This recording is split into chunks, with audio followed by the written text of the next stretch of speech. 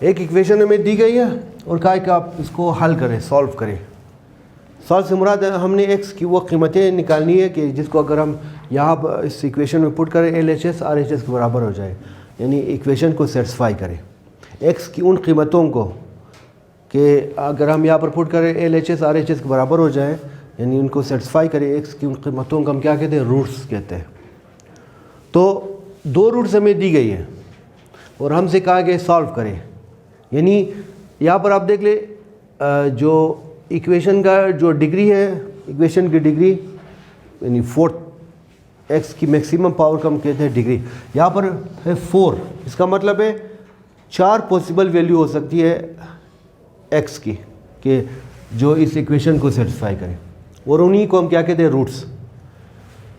ان میں سے 2 دی گئی ہے اور 2 کہا ہے کہ آپ فائنڈ کریں. اب فائنڈ اس نے کہا ہے سالو کریں. سالو کا مطلب وہی ہے کہ جو ان نون ویلیو ہے ایکس کی وہ مزید 2 قیمتیں جو کہ مزید 2 روٹس وہ ہم نے فائنڈ کرنا ہے. بات کلیئر ہے؟ تو اس کے لیے ہم کیا استعمال کریں گے؟ ہم استعمال کریں گے سینتھیٹک ڈویژن کو. تو سینتھیٹک ڈویژن میں آپ جانتے ہیں کہ سب سے پہلے ان سب کو آپ ڈسینڈنگ آرڈر میں لکھ لیں جو کہ پہلے لکھا ہوا ہے.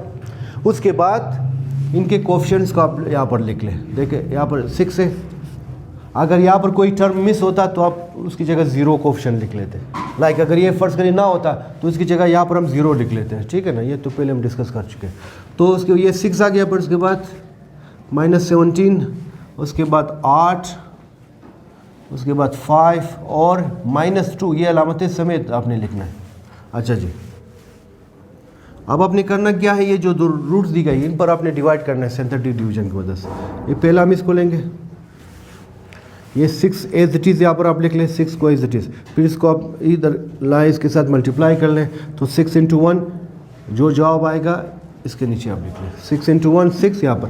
اب -17 + 6 کتنا آ جائے گا؟ مائنس کر لیں، -11 آ گیا.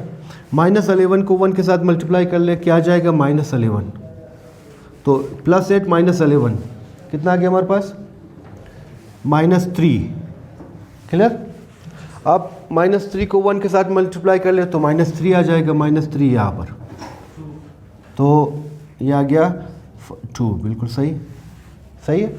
اب 2 کو 1 کے ساتھ ملٹیپلائی کریں تو کیا آ جائے گا ہمارے پاس؟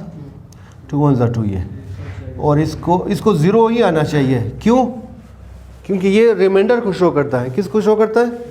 تو ریمائنڈر، اور چونکہ یہ روٹس کا ہے کہ یہ روٹس ہے تو کنفرم یہ کیا ہوگا؟ اس کا ریمائنڈر 0 کے برابر ہوگا. یہ کام ہم نے کر لیا. اب نیکسٹ ہم دوبارہ 2 کو استعمال کریں گے. یہ جو دوسرا روٹ ہے بالکل یہی جو پروسیجر ہے وہ ہم اپلائی کریں گے. یہاں پر یہ 2 ہے، 2 کو یہاں پر لکھیں گے. 6 کو ایز اٹ از اسی طرح آپ اتاریں گے، یہاں پر اس کو ملٹیپلائی کریں گے اس کے ساتھ تو 6 × 2 = 12 یہاں پر آپ لکھیں گے. -11 یہ مائنس کر لے کتنا آ جائے گا؟ 1 × 2 2 آ گیا. -3 + 2 کتنا آ گیا جواب؟ -1. 3 میں سے 2 یہ. اب اس کو آ کر اس کے ساتھ ملٹیپلائی کریں. -1 × 2 کتنا آ گیا؟ -2. یہ اگین اس کو بالکل 0 ہونا چاہیے، بالکل 0 ہونا چاہیے کیونکہ یہ ریمائنڈر ہے. تو اس کا مطلب کنفرم یہ دونوں روٹس ہیں. اچھا جی، اب دیکھیں اب یہ والا اس کو آپ لکھ لیں کہ 6 کیا لکھیں گے؟ 6. یہاں پر ایک ٹوٹل اس کا ڈگری کتنا ہے؟ 4. تو ایک یہاں پر ختم ہوا، ایک یہاں پر ختم ہوا تو 2 ختم ہو جائیں گے. یہاں پر آپ 6 لکھا، اس کے ساتھ آپ x لکھیں گے. x کی پاور میں سے یہاں پر کیا ہے؟ 4 ہے تو 2 مائنس کریں گے تو کتنا آ جائے گا جی؟ باقی اس کا مطلب کیا ہے؟ 1x. پھر x کی قیمت آپ پاور جو ہے کم کرتے جائیں گے. x پاور 2 پھر 1 پھر اس کے بعد اس کے ساتھ x پاور یہ 0 = آپ اس کو بھی 0 کے برابر لکھیں گے. تو کیا آ گیا ہمارے پاس؟ 6x². اب اس کو 1 کو لکھ کے اس طرح نہیں لکھ کے فرق نہیں پڑا. یہ اس کا مطلب کیا ہے؟ 1 ہوتا ہے. تو یہ کلیئر؟ کیونکہ x پاور کا مطلب 1 ہے تو 1 × 1 1 آ گیا. کلیئر بات؟ اچھا جی، چلو میں اس کو لکھ لوں. تو چونکہ x پاور 0 1 کے برابر تو لہٰذا یہاں پر 1 तो अब इसको ना लिखे फ़र्क नहीं पड़ता, बेशक आप इसको डायरेक्ट लिख लेते हैं, ठीक है। हाँ, ये सिर्फ समझाने का। फिर क्या गया, x 1 × 1 1, ये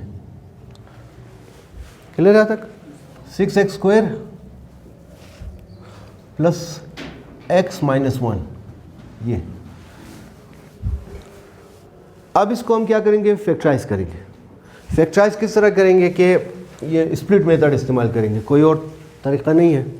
तो स्प्लिट मेथड में हम क्या करते हैं, जो दरमियानी वाली टर्म है x वाले, इसको इसकी जगह दो ऐसे टर्म लिखेंगे कि जमा कर ले, +1 आ जाए, मल्टीप्लाई कर ले, -6 आ जाए। देखें इन दोनों का प्रोडक्ट किसके बराबर आ जाएगा, 6 × -1 कितना गया, -6, ठीक है। अब इसकी जगह हमने ऐसी रकम लिखनी है कि जमा कर ले, +1 आ जाए, क्या आ जाए, +1 आ जाए, और मल्टीप्लाई कर ले, हाँ, तो क्या होगा, अब 6 को डिवाइड करें 2 पर, 2 × 3 = 6, तो इसका मतलब है एक को 3 होना चाहिए, दूसरे को क्या होना चाहिए। अब इनमें से हमने देखना है कि किसको प्लस होना चाहिए, किसको माइनस।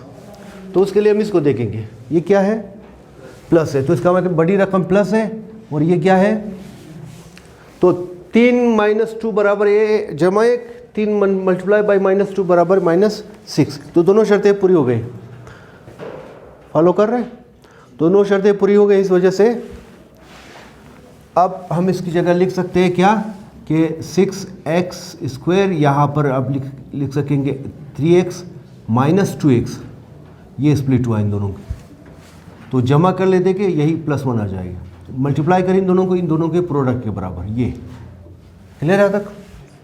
अब आपने क्या करना है, इसको पेयर बनानी है और उनमें से कॉमन लेना है। ये एक पेयर बन गया, ये दूसरा पेयर। अब इन दोनों में देखिए क्या चीज़ कॉमन है, एक तो 3 कॉमन है और दूसरा x कॉमन है, ये बाकी क्या बचा, 6 को 3 पर डिवाइड करें, क्या बचेगा, 2 और x सिर्फ 2x, 2x बचेगा, ठीक है। और यहाँ पर क्या बचा, ये सारा हमने निकाले, तो यहाँ पर क्या बचेगा, यहाँ पर 1 ज़रूर बचेगा, तो इस वजह से 1 यहाँ पर बच जाएगा। इन दोनों में क्या चीज़ कॉमन है, कोई चीज़ लेकिन -1 कॉमन है, तो -1 यहाँ से कॉमन लेंगे, तो क्या आ गया हमारे पास, 2x। जब आप माइनस कॉमन लेते तो क्या होगा, साइन चेंज हो जाएगी, ये चीज़, ठीक है। अच्छा, ये भी प्लस है, ये मानो ये क्या है, प्लस है। अब ये कॉमन है, तो अब इसको कॉमन लेंगे, 2x + 1, ये कॉमन ले, अपनी तरफ ब्रैकेट लगाए, 3x - 1, ये = 0।